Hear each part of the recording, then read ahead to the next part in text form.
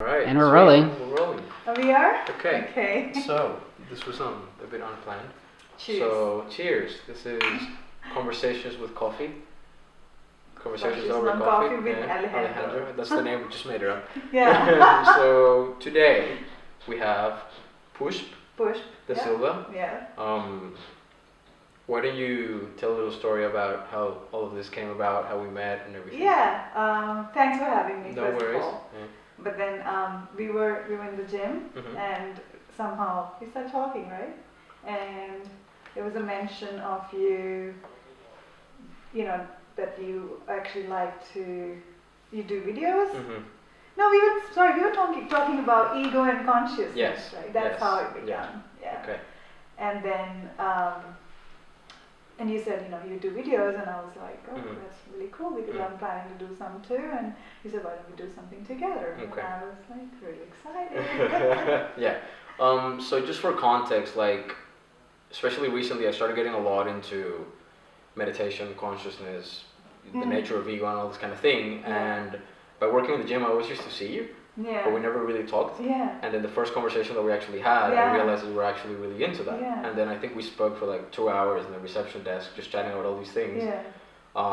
And this is the first time that I do like a podcast interview chat kind of thing. Yeah. But it was always one of my main goals in the YouTube channel That's awesome. to have other people in, right? Mm. Because I think.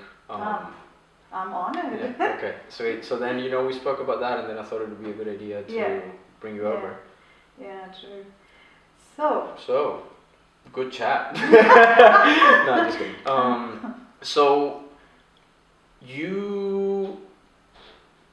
I think one of the things. Go ahead. Sorry, I just remembered Mhm. when we were talking, you mentioned something about drumming as well. Mhm. And I think recently as well, I was talking to another friend and something about drumming came up, and there's a friend who's a neuroscientist, Mhm. and I don't know why I'm beginning with this. That's fine. It's Yeah, probably we can like sort of- totally yeah. off topic, It's but totally because fine. I think it just because we were mentally I was still there where we were chatting in the Okay. gym. So it was very interesting how he said to me that how drumming can have so much impact on somebody's neurons, and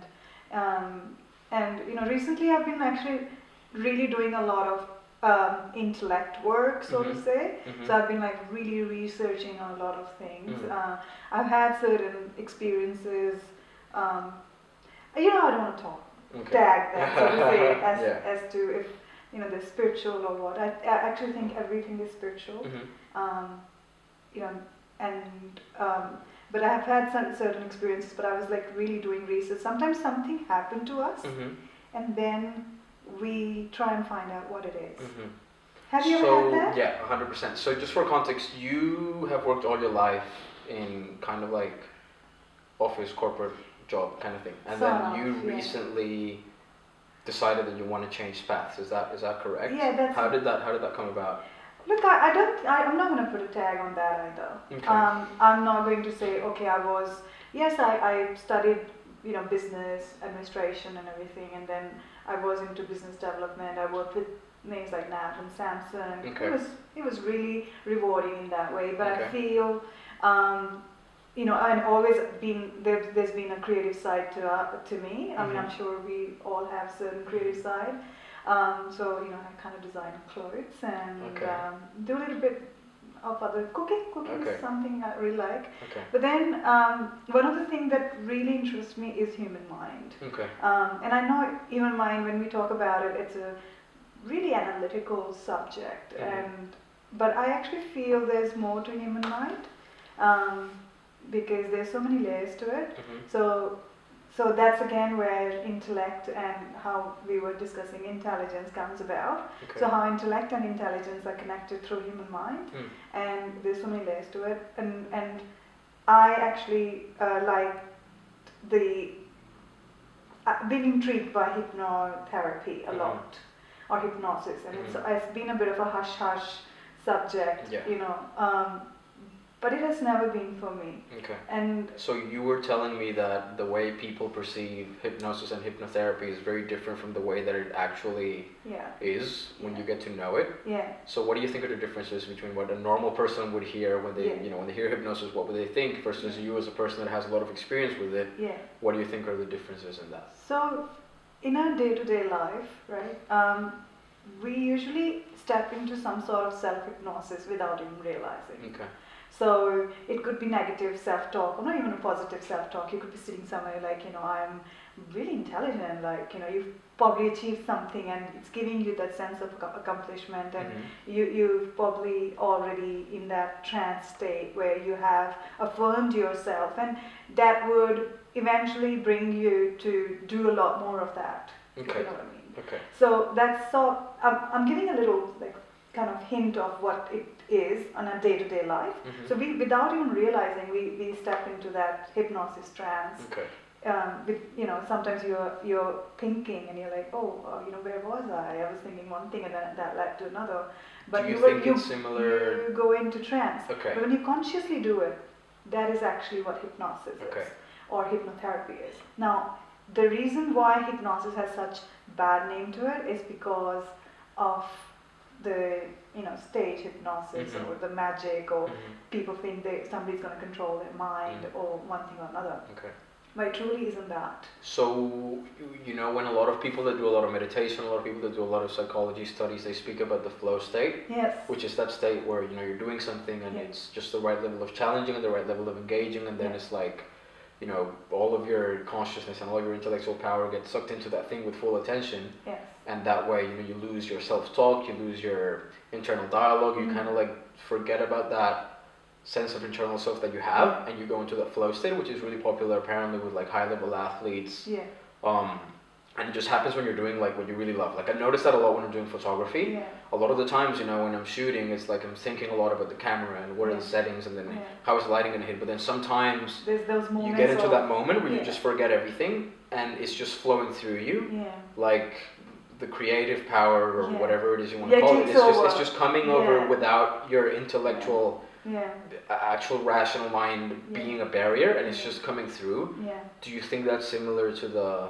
No, look, hypnosis is actually, it's a conscious, so obviously there's therapy, hypnotherapy is a part of hypnosis. Okay. So it's a legit therapy that's used to heal traumas or to regress people to a certain state of mind, or their memories, or to help them, basically. Or what I actually call it as, spilling the cup, because you actually get your cup or glass empty, which is a strange thing because people say your glass is still half full.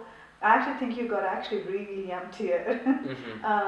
So it works a lot on your psychology and emotions and a lot of unnecessary memories or anything.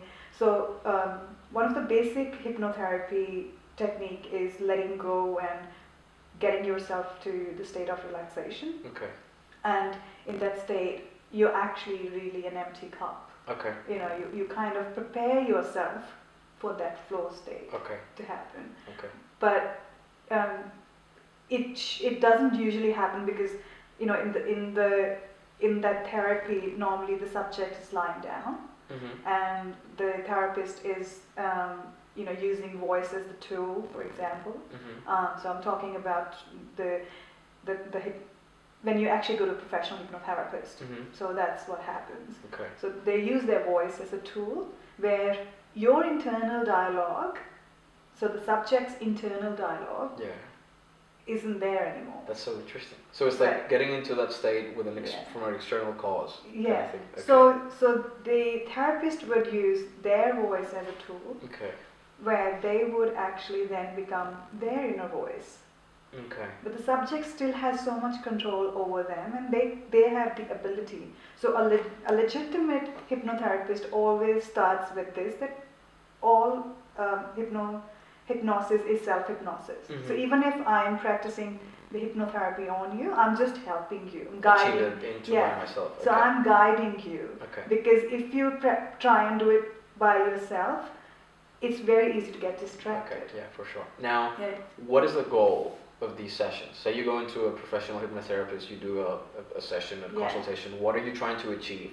Because you said it deals with trauma, right? So trauma, you know, when as a normal person, when you hear trauma, you think of like, I don't know, a person that went to war and has this horrible thing that keeps appearing. But you know, recently a lot of people have been speaking about how everybody has traumas. Yeah. Just as a normal person, as a normal human being, due to things that happened to you, I guess, in your childhood, some things build up and they do not get released. Yeah. Right? So when you say that hypnosis therapy relates to trauma, is it that one of the goals of these therapies is to get to the, how does that actually work? Yeah, like so it could be anything from phobias to traumas to even, you know, sometimes when you have to, there's subliminal messaging that comes in effect with hypnotherapy as well. So let's say if you, for example, somebody's looking for work or somebody wants to understand what their true calling is when it comes to career, for example. Sometimes it can help people with that. Okay. It takes a certain level of professionalism for the therapist to actually take people there, to actually really understand what would really fulfill them in the, you know, when it comes to their career, for example. But yes, traumas and phobias. So what happens is you are regressed to a certain memory where that, let's say, I'm claustrophobic, or if I'm scared. I think that's the analogy I used the other day. If I'm scared of crows, you know, where that stemmed from. So there's one point in your life where something happened that made you scared of crows, and then through the therapy. It's possible. Okay. So it's possible that, you know, that could be what it is. So through the therapy, you want to. So you're taken to that state. Back to that moment. Okay. And it's consciously lived. It is a difficult state because you're actually there.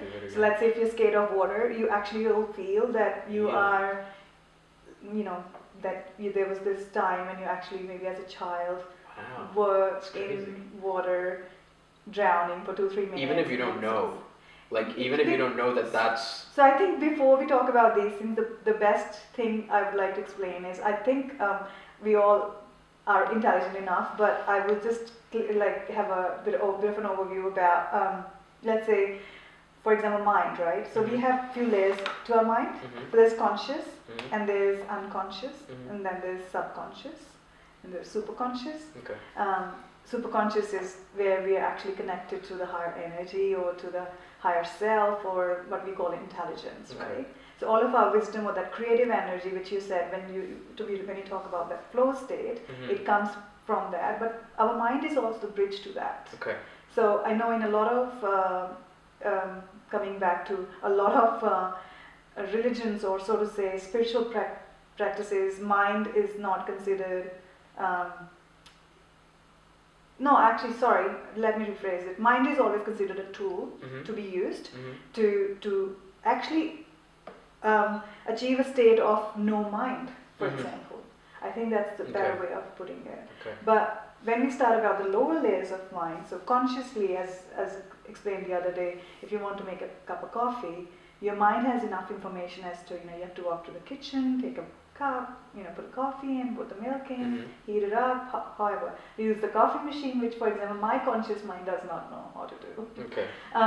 So anything that you are aware of, like, you know, you have the knowledge to do, so that's what your conscious mind does. Like, you know, it's like cache memory of the computer. It's like, okay, where's that file I picked up yesterday, or, you know, So then we have a lot of information stored in our unconscious mind. Okay. Yeah, a lot of it. And subconscious is something that we have, we can use to actually alter our states of mind. Okay. So if today, for example, I'm aquaphobic, which I am, so I can go and learn swimming, I might not be able to.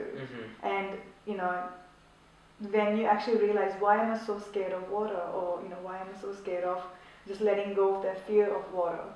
It might not be that drastic. For some people, it might be, because there might be other reasons to it. Mm-hmm. But for example, you talked about Marines and Army officers, Mm-hmm. Army soldiers.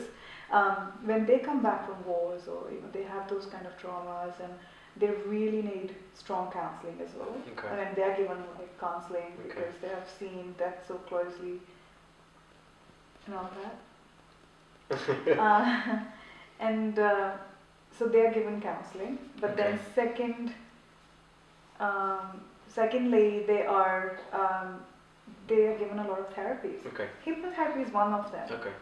So it's just a small part. So basically, through normal psychotherapy, you deal with the conscious things, whereas like you're speaking with the things that you know, you're asking the questions from a Absolutely. conscious. Yeah. But then what you're trying to say is that there's a lot of things underneath that you would never reach by being in a normal conscious state. So hypnosis takes you into a place where you can access those things. Yeah, okay. You got it. Now, what has been your, if you don't mind me asking, but it can be a bit personal, but what has been your actual experience with, have you ever been in that state? Have you been put in hypnotherapy? Yeah. I practice a lot of self-hypnosis as well. Okay. And I usually do it on a day-to-day basis because Really? Wow. Even when if just like 30-minute rejuvenation. Okay. We have underestimated. It's not even we have underestimated. I think we all are aware that our mind is one of the biggest power we have as well.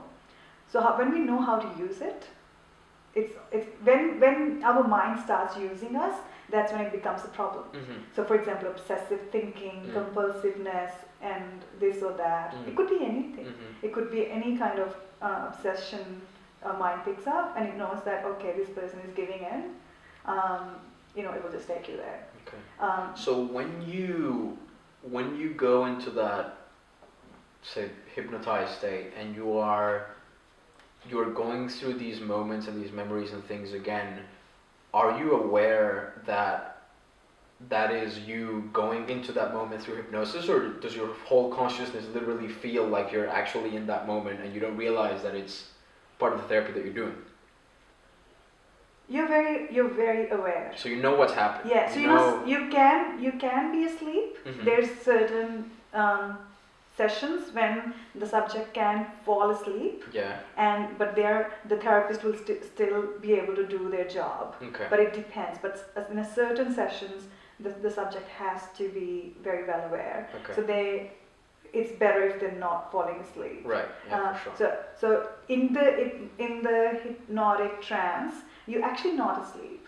You're very aware. Okay. But your body it'll be like, I don't know if that's the best word for me to use or a good reference. Again, there's so much commotion with hypnosis, but I think something like sleep paralysis, because you won't be able to move your body a lot.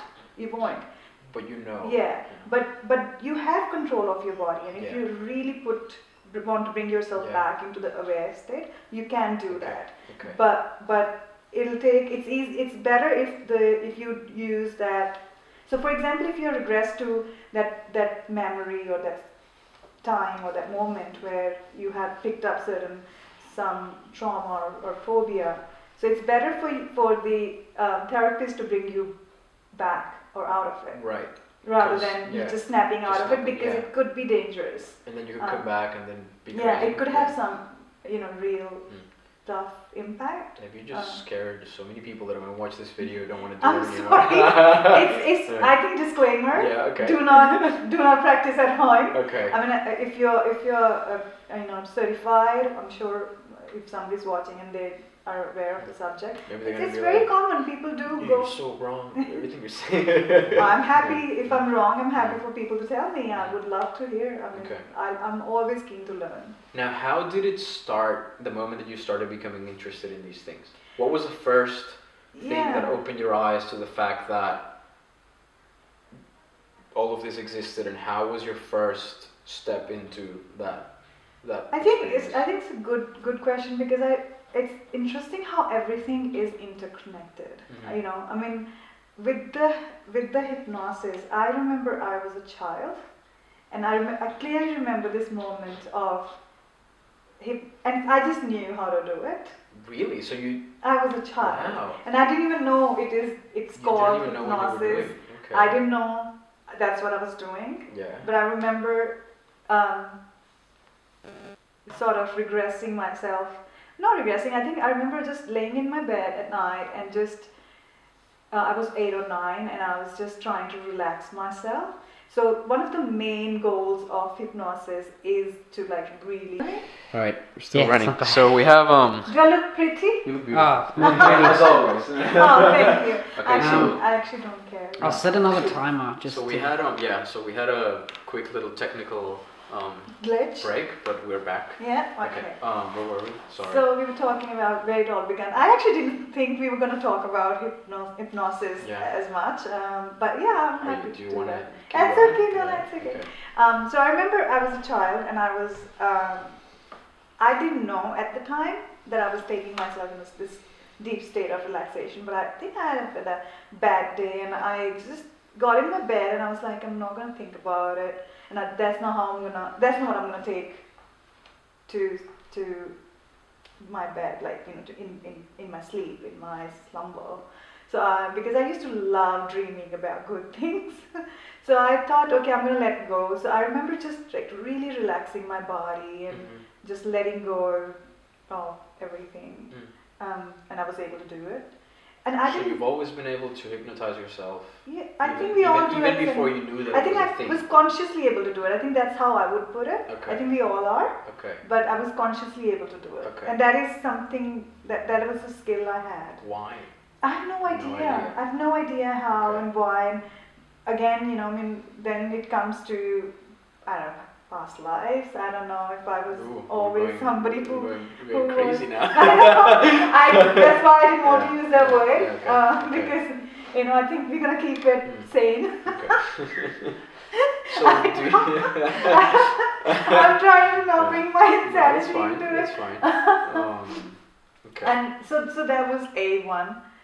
So that's how it began. But at the time, I didn't know what I was doing.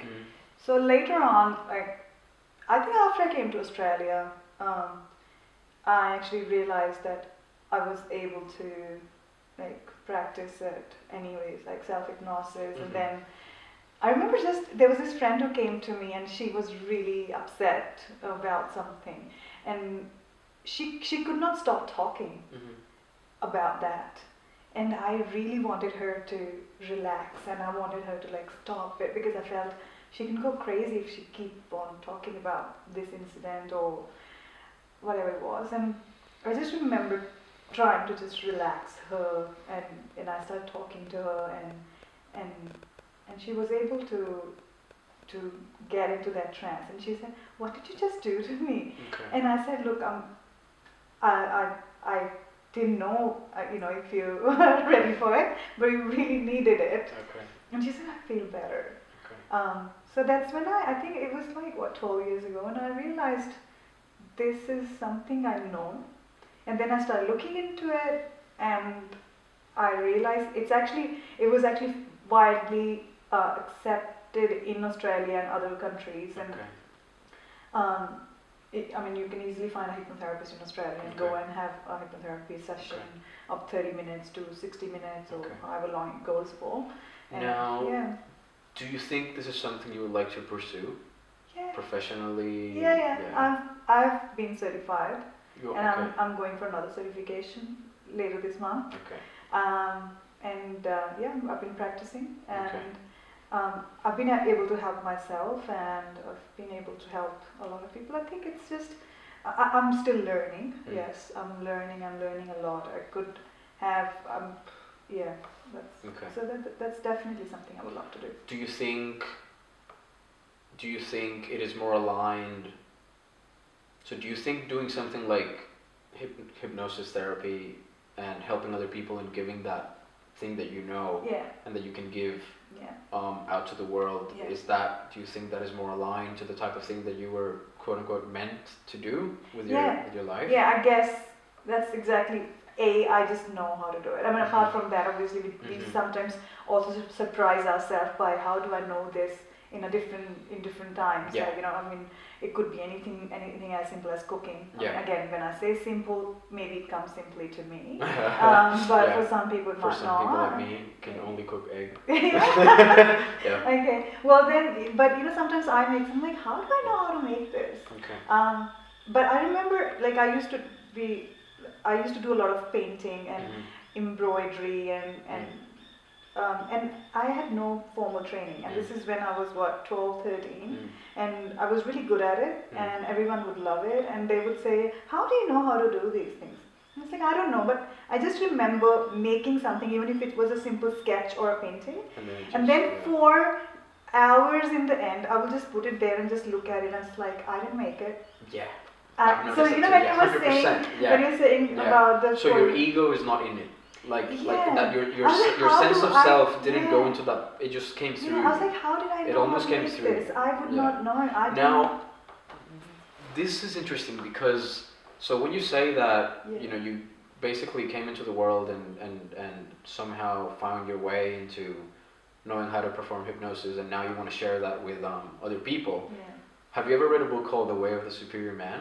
No. By David Data? No, okay. It's a book, it's a very famous self-help book. Okay. It helped me a lot. It's one of my favorite books, and it talks about a lot of things as a man, like for the masculine polarity, masculine energy, career, purpose, how to be comfortable with yourself, how to be comfortable with your sexuality, how to achieve your goals, just a bunch of things. The author is really into spirituality, so he practices a lot of this kind of thing, and one of the topics that the book touches on that really clicked with me is he says that as a man, and when he says as a man, he doesn't mean masculine, just as a human being, you have a gift. So maybe you have more than one gift, maybe, you know, it can be anything, but it's basically something that you have that you're just really good at. Whether that's because you were born with it, or because you learned it, or because it was taught to you, or because for whatever reason, every person has one thing or more than one thing. You know, he calls it the gift. It's something that you have that you're really, really good at, and that if you put your effort into it and your energy and your mental energy, your physical energy, you focus on it, you can really make the best out of that quality that you have.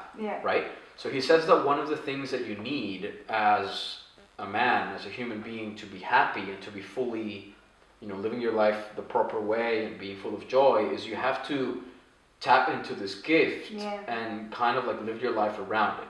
You know, I think it's a really interesting take, because you see a lot of people that have, you know, stuff like high-paying jobs where, you know, they dedicate 90% of their time into, you know, career, working for a company, progressing down a corporate ladder, whatever you want to call it, and then they have a hobby that they really want to pursue, or they have this thing that they really like, and it's like a frustrated dream. You know, every time you meet someone, they're like, oh, I work for this company, but, you know, when I was younger, I wanted to be in a rock band, or I really wish I could do this instead of this. And it's just like every person has some sort of gift that you know, that is just what you have. And then you see a lot of people that live their life on that gift. Like when you see somebody who's really, really passionate and really proficient at what they do, you could kind of say that that's what they're doing.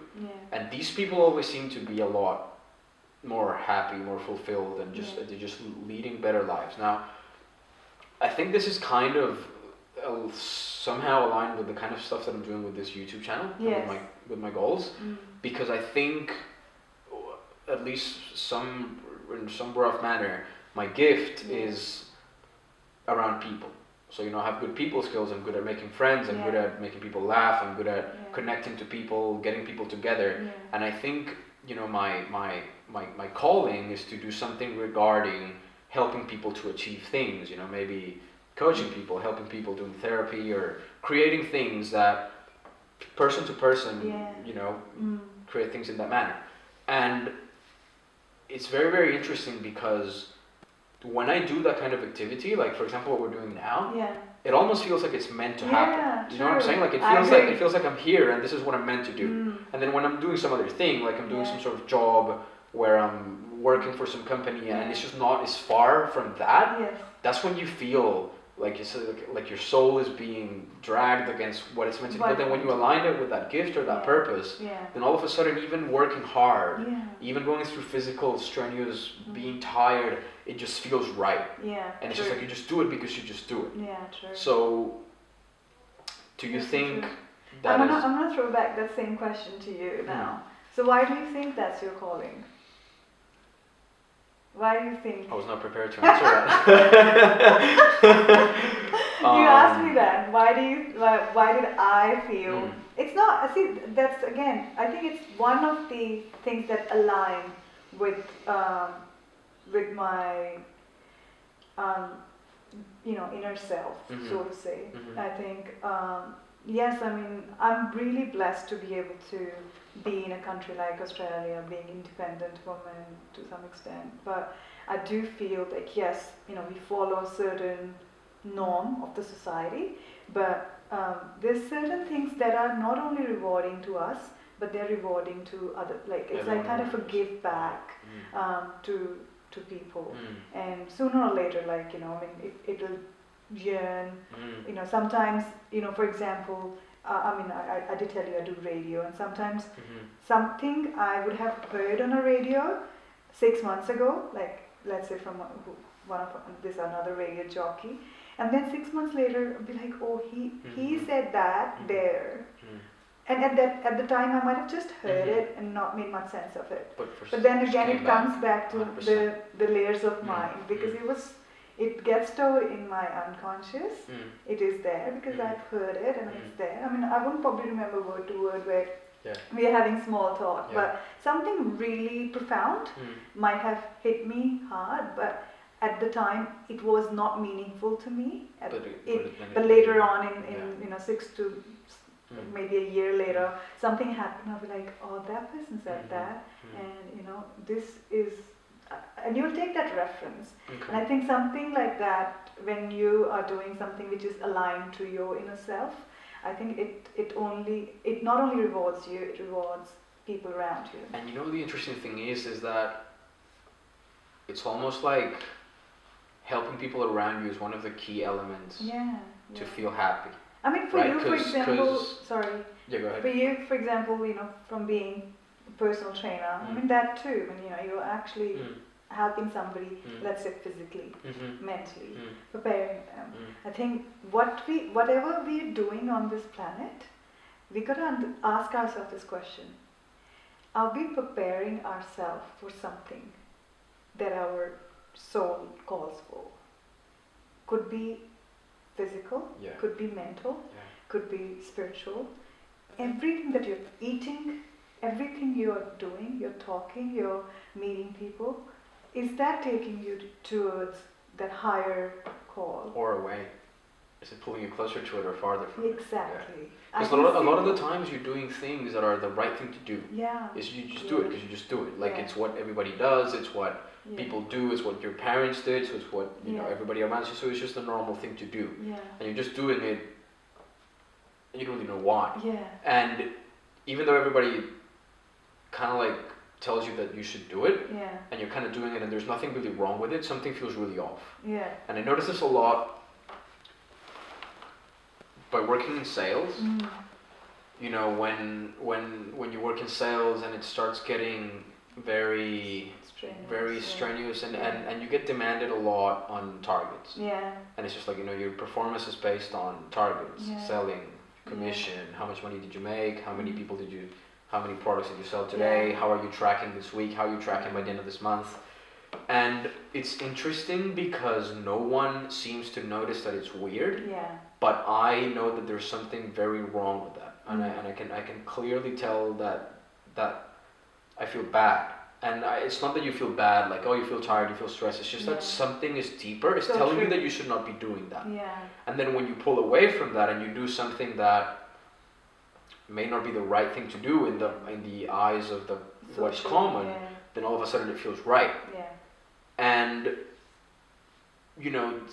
again, doing something like this and pursuing something that, first of all, a lot of people judge, because they're like, what are you doing? That's so silly, that's so retarded, that's so gay.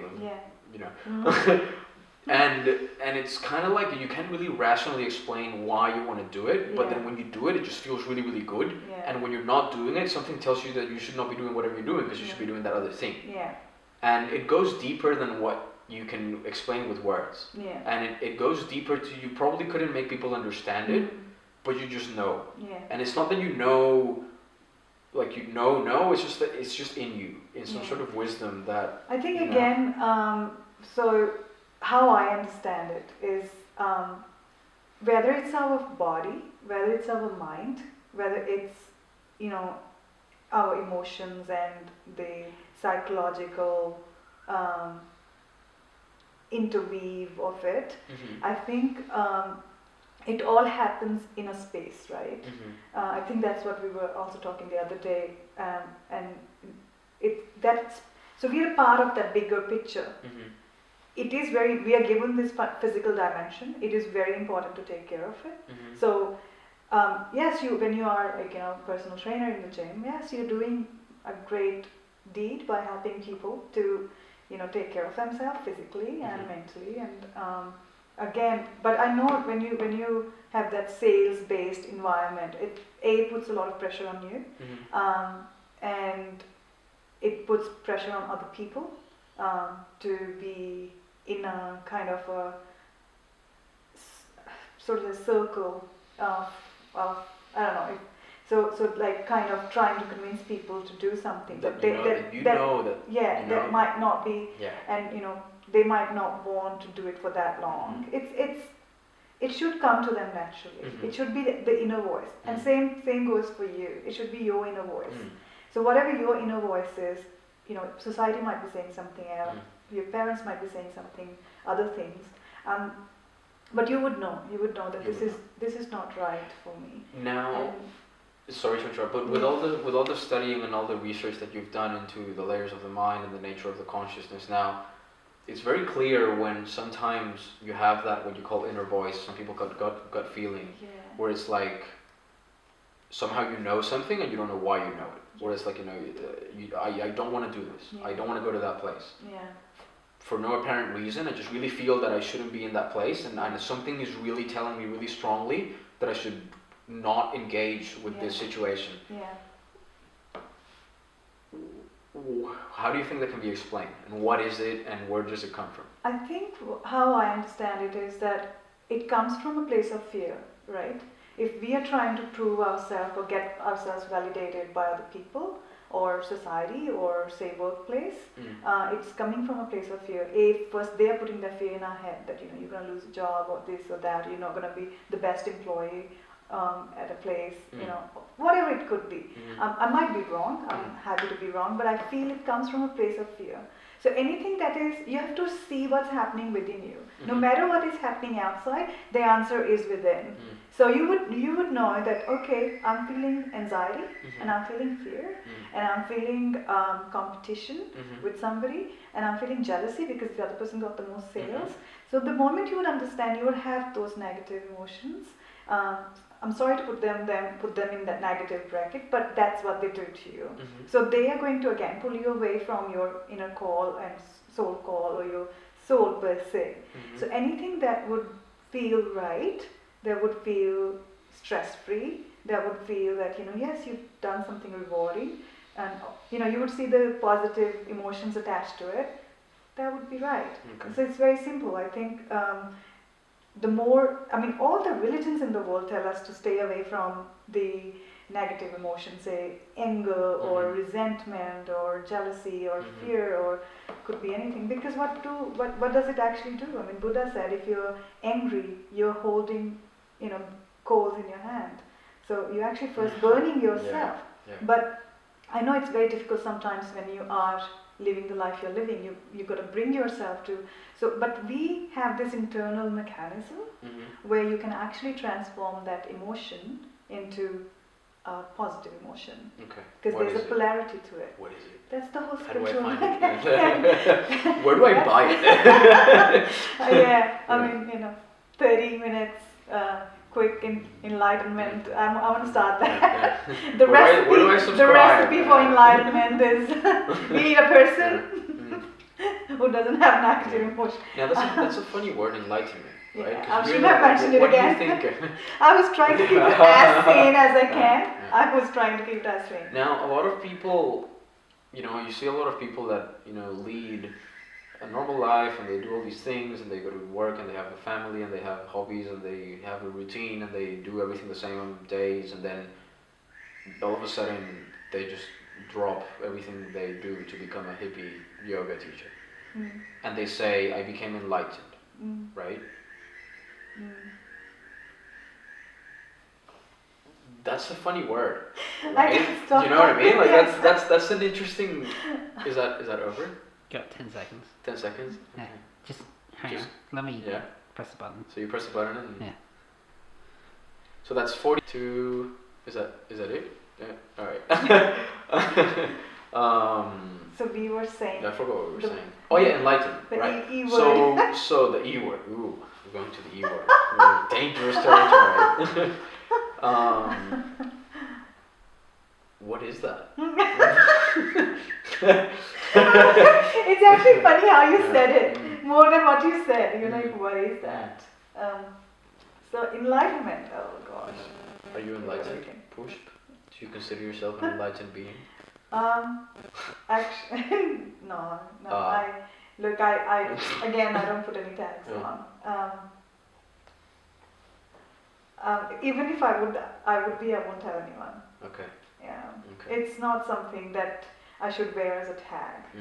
It's so it's actually very interesting that I come from India and I come from a culture where when there would be a set of people who would start seeking enlightenment and they would just leave everything and go to Himalayas. So the concept of renunciation would come about, where they would actually physically leave everything and go and seek enlightenment, for example.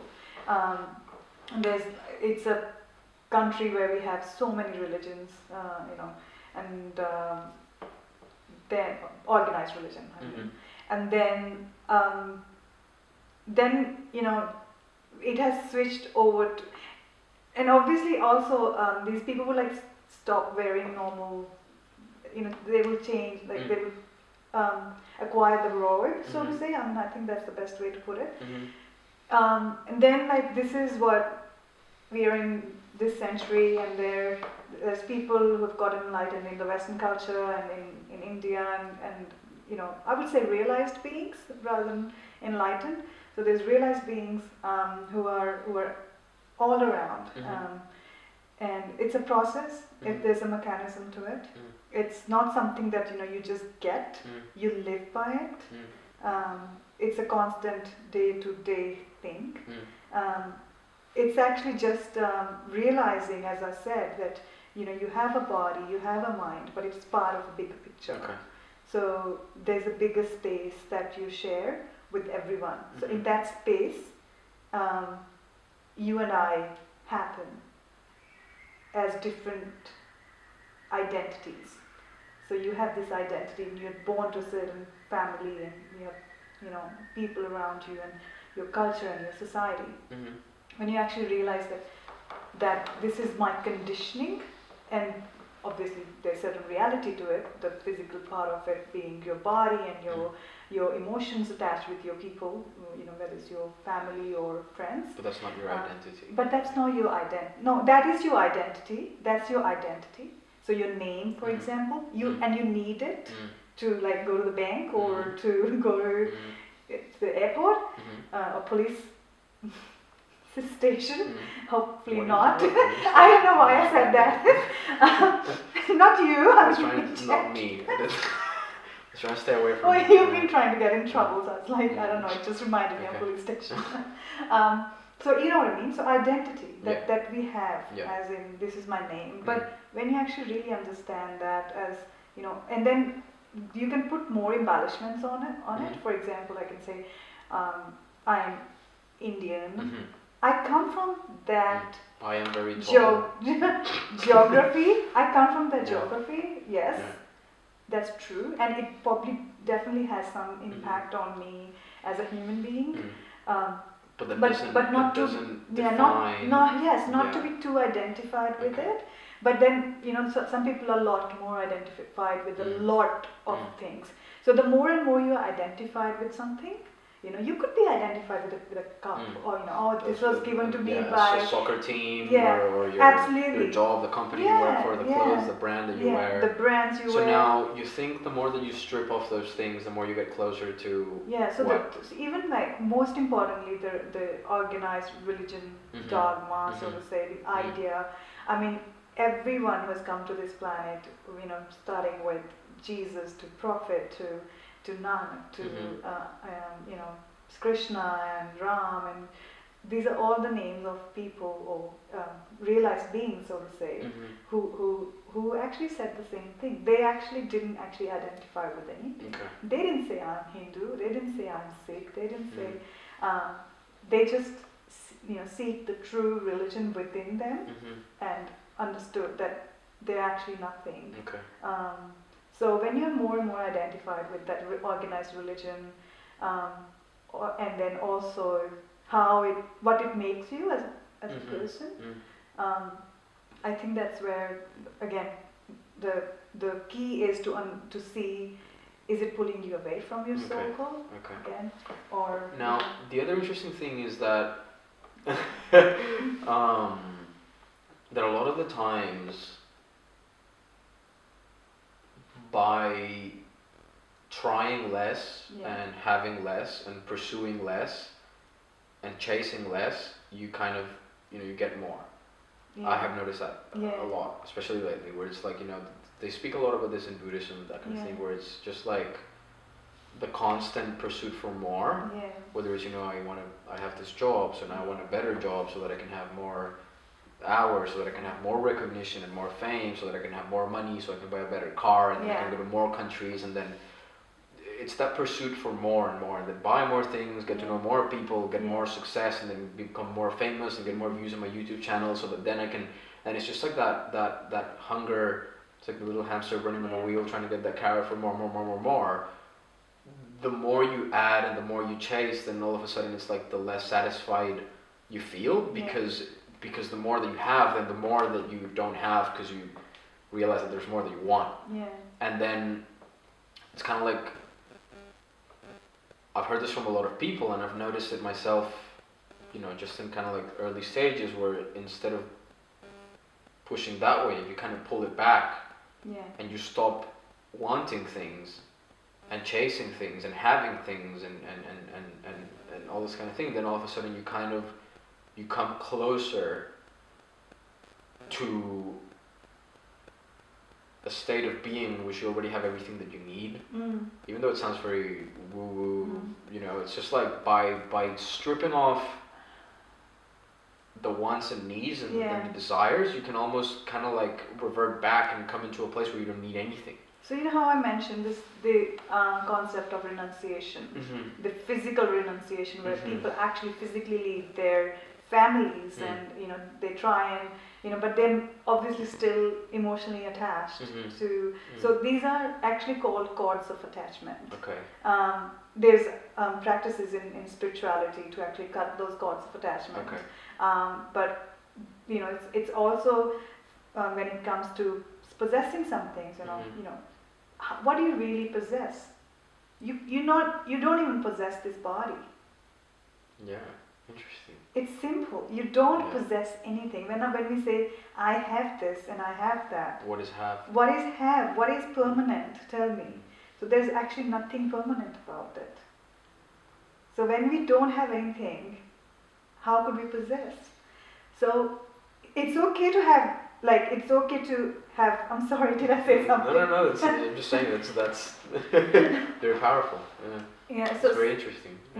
It's simple. I think just the awareness of having, constant being aware of this fact that you really don't own anything.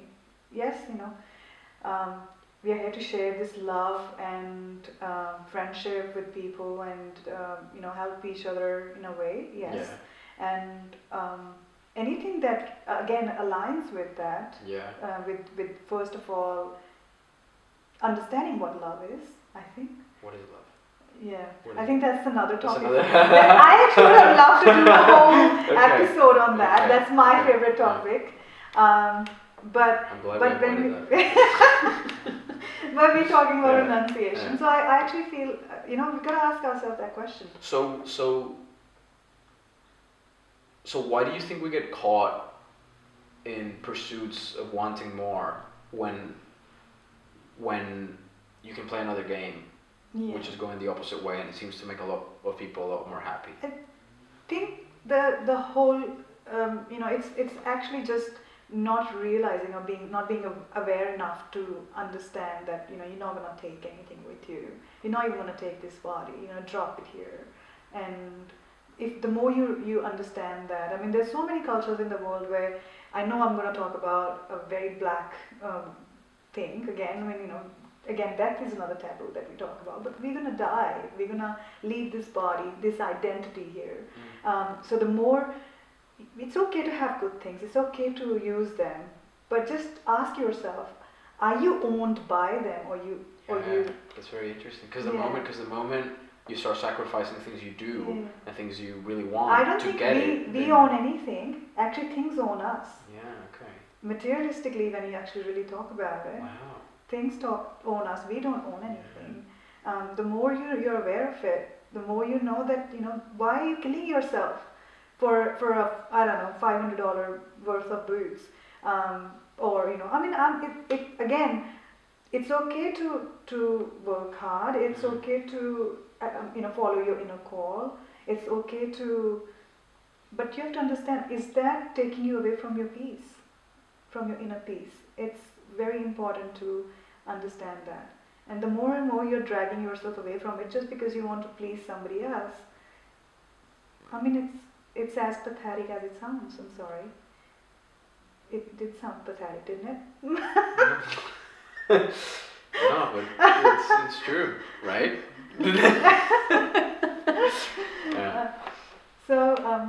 It's funny how this is the first episode and it's just going crazy. It's going deep, powerful things, amazing things. Yeah. So that's.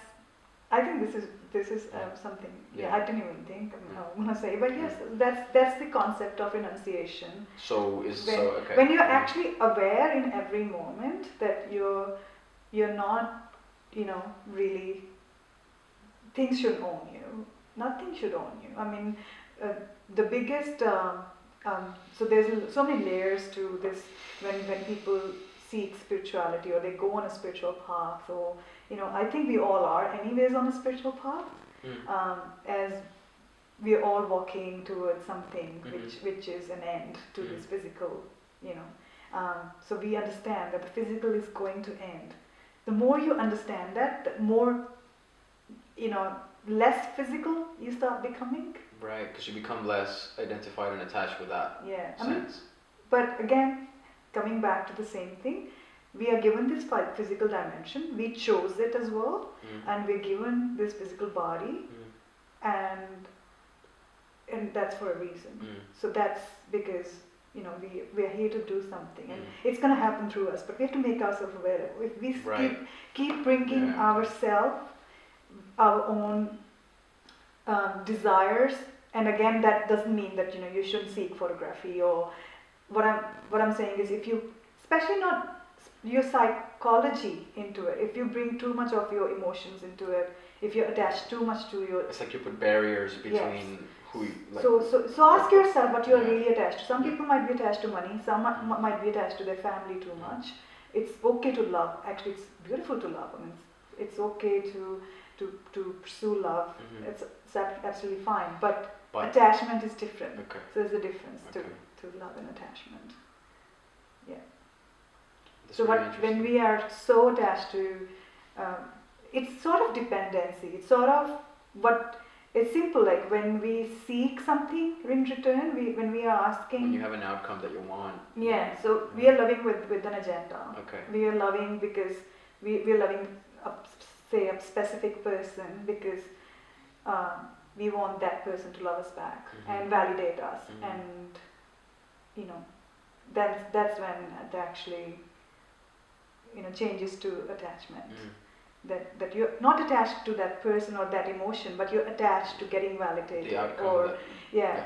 So if somebody, for example, in your family is giving you a lot of attention, it's fine. That's what they want to do. But are you attached to that attention?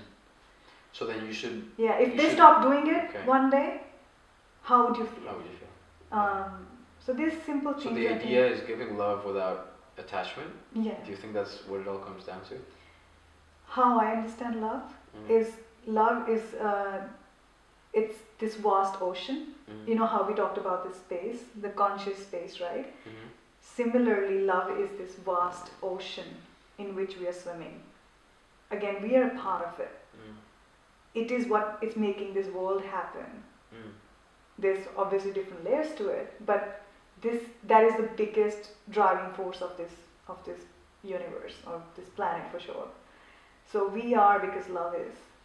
Okay. So when we operate from our ego identity, we think we are loving somebody. Actually, it's not. Love is flowing through us. Okay. It has used us as a channel, right? Okay. So when, for example, if I am in love with somebody, that love is flowing through me, I suddenly start feeling this person should love me back, right?